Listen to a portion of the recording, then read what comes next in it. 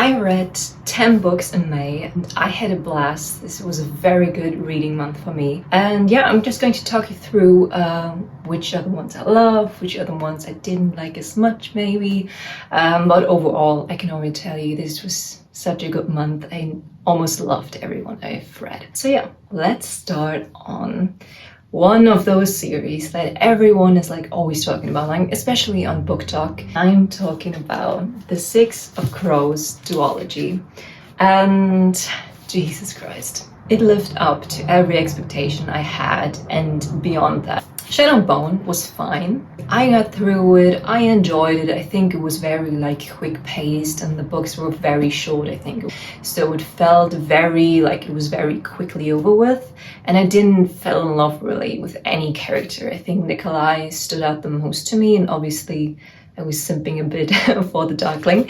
But like the main characters like Alina and Mel, I didn't vibe with them, to be honest. But then I started Six of Crows, which is a duology that is set in the same universe as Shadow and Bone, but it was a different set of characters. It takes place in a city we don't know a lot about yet, and it was just phenomenal. It was beautiful. It like immediately became one of my all-time favorite fantasy series. And I think what this one kind of does right, or gets right, is that it's like, first of all, the perfect balance of like the between young adult and adult fantasy. I feel like Shadow and Bone was very much young adult, whereas this feels a bit more adult, even though I think it still counts as young adult, if you know what I mean. Like the themes are just a bit darker. I think in Shadow and Bone, it was this thing we have seen so many times, like, oh, that person's the chosen one and we have this big enemy that wants to rule the world, and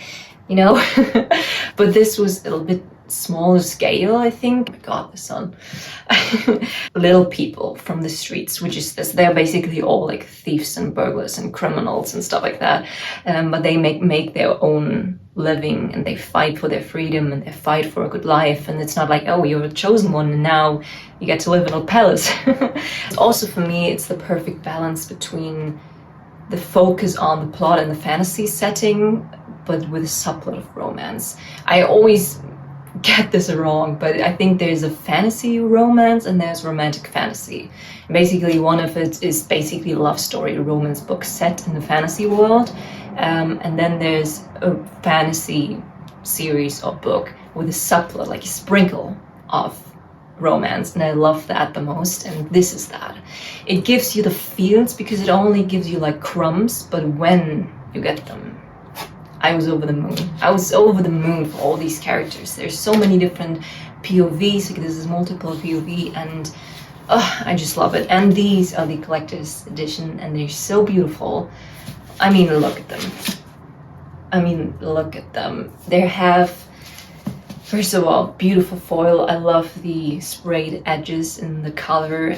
They have like maps in the beginning. They have character art in the end of the book. I'm going to show you some footage, but it's just, they were so beautiful. And read them. Like everything they tell you about the Six of Crows duology is completely right. Go read them now. I actually hadn't had that a long time. That the book gave me so much joy. Like after reading Crooked Kingdom, I was like in the middle of the Grisha-verse. I wanted to keep going with like this universe, but I had to take a moment to like, Crooked Kingdom like broke me. Like I had to have a reset, and I was like, okay, I have to like get a grip on yourself. Like these two books, they just shattered me. And this, this is how we get to the Shatter Me series. I picked up the series, I don't really know why. Like Shatter Me series is such a Book Talk hype, and I've always felt that I would find it not as good as other people would, because it, like the passages I've read and how people like describe it felt very young adult, like very a 14-year-old writing on Wattpad. For me, I don't really know, this is the vibe I got. So I was very hesitant on picking it up, but I also knew there was a super fast-paced, easy to read series that you can just get through, you know, you can just fly through it. So I was just, whatever, let's pick it up. I want to have a break anyway. So I did that. These are the books from the Shatter Me series I have read already. So these are 3 novels, the first 3 of 6, and in this one here, 2 novellas. The structure and the order of all the books in the series is a bit confusing, but I got the hang of it. So basically, I have read Shatter Me, after that a novella, then Unravel Me, then another novella, and then Ignite Me, and this is where I am right now. And yeah, I liked it actually. I have nothing against the Shatter Me series. Would I mind if suddenly the series got deleted and I didn't know how it ended? Not really. The worst thing in those books is the main character, Juliet. Okay, let me tell you basically about the basic setting. I think everybody knows, but I'm going to say it anyway. So basically we have a dystopian series that is set in a world where climate change and the climate crisis have gotten really worse. And basically we follow Juliet Faraz. What's weird about her is when you touch her, you die, which is not a very good thing for Juliet, because she's 17 and obviously she wants to touch people.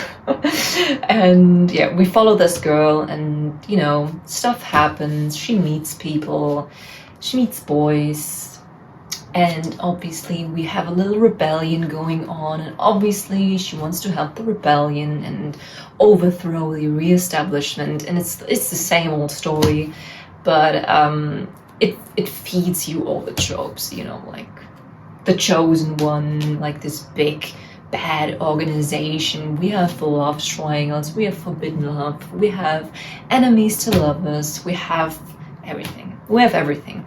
And that's kind of nice.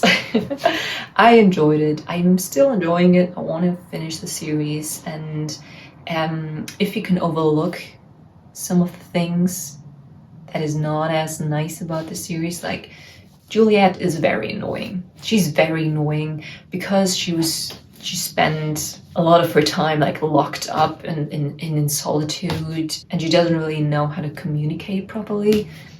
She's not really a good narrator, and she's not very a good person either.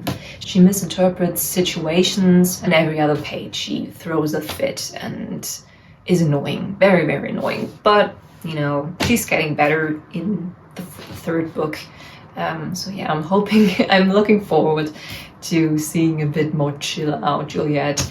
And there are also other characters that are a bit annoying, but there are also very other cool characters that I very love. I'm going to say Aaron Warner.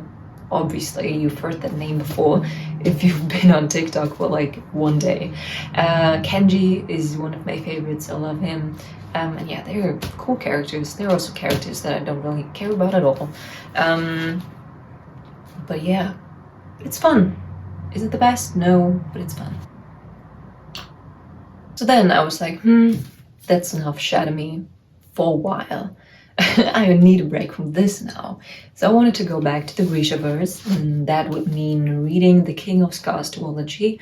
But I realized that on a Saturday night, and I didn't own a copy yet. So I was like, shit, what am I gonna do? So I ordered it online, and that was Saturday night. So I had like 1.5 days until King of Scars would arrive to read something else, and I really wanted to read.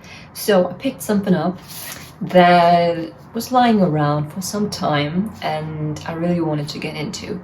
And this is Romeo and Juliet by Shakespeare. I was so intrigued for such a long time to read Shakespeare, but I was so intimidated because obviously my first language is not English, and this is not just English, this is Shakespearean Old English. But yeah, it's not easy to read, but I was so intrigued because I am a bit of like a language nerd. I like knowing and learning about language itself, and Shakespeare has such a huge influence in language. I think he's credited like 1,700 to 3,000 words, I think, are credited to him because he just invented them and he just coined phrases that we nowadays use because of him. I think it's just so interesting to read something that someone has written, which is legit hundreds of years ago.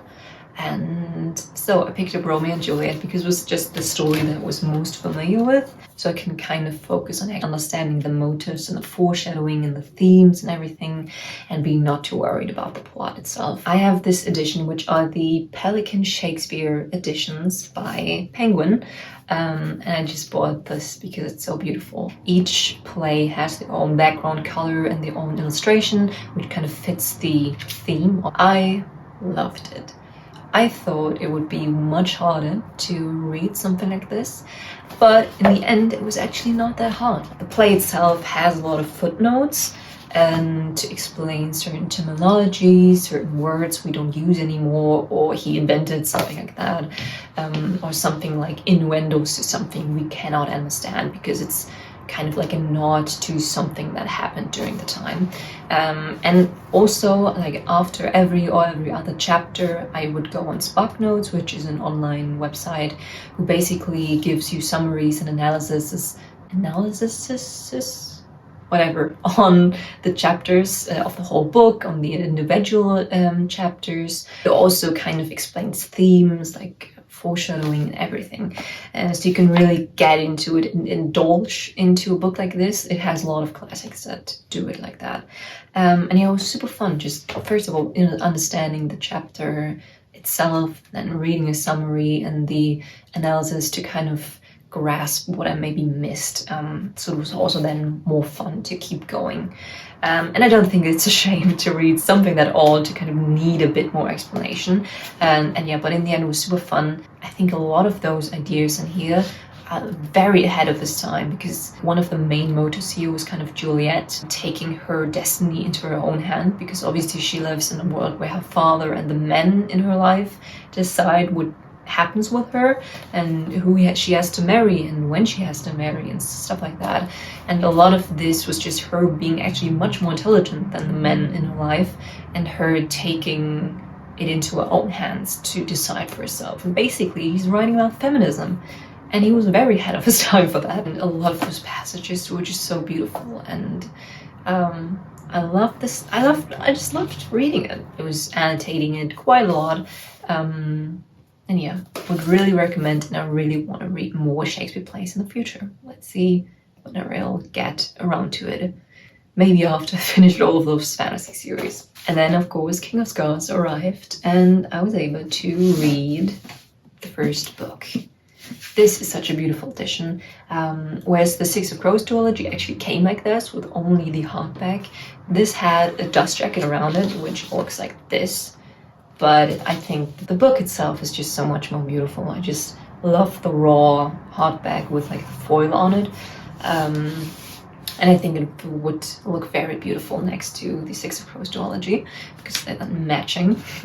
So I think this one was a bit harder to get into in contrast to the other Shadow and Bone books I've read until now. And I think it was because in Shadow and Bone and in the Six of Crows duology, each series started out with a new set of characters. So you have Shadow and Bone, and then Six of Crows is just a new set of characters in a different city, which we've heard of, but we don't really know a lot about. Obviously, there are nods to what is happening in Shadow and Bone, and there's definitely spoilers to the whole end. So I would never recommend reading that first. But this one now follows characters we already know from both of the series.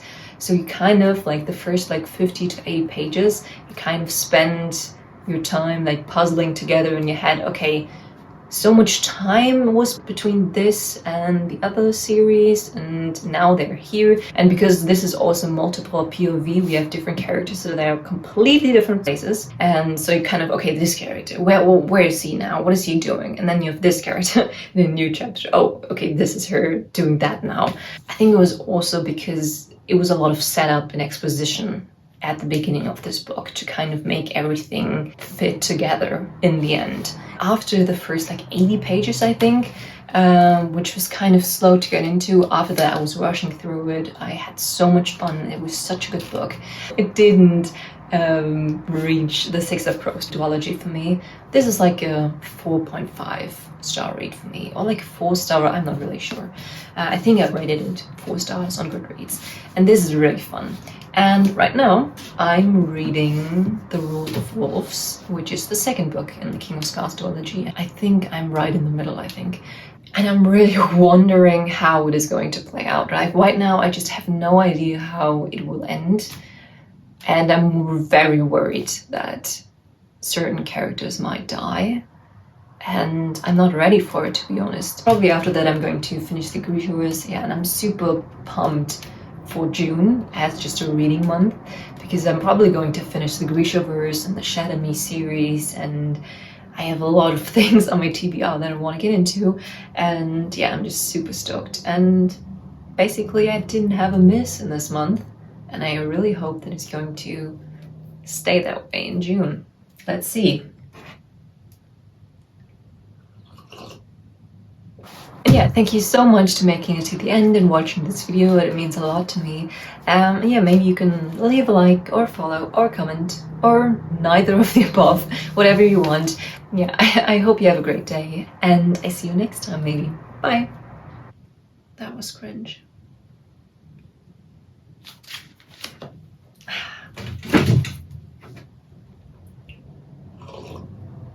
Okay, bye.